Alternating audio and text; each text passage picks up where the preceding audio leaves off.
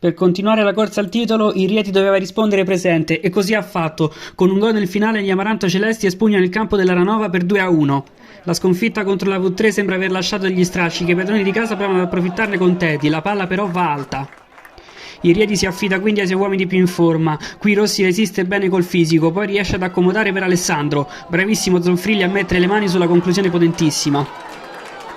Sull'angolo che ne deriva, il Rieti la sblocca proprio grazie a chi aveva avviato l'azione. Bella inconata di Rossi che anticipa il portiere in uscita e di testa fa 1-0.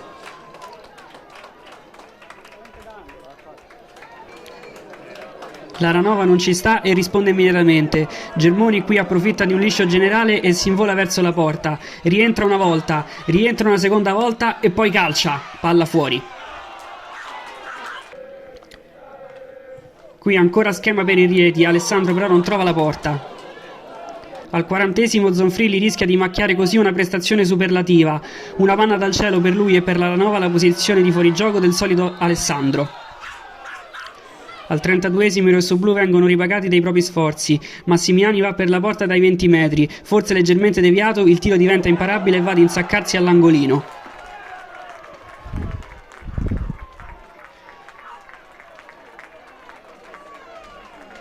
Agli sgoccioli della ripresa il Rieti prova la doppia beffa. Chi se non Alessandro si invola per la porta e dal limite cerca il tiro di precisione. Sempre Zonfrilli a metterci una pezza.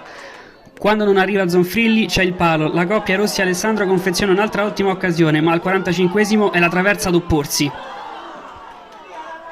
Nella ripresa il copione non cambia. Qui su una rimessa laterale deviata Felici prova ad imitare Foloruscio e per poco non ci riesce.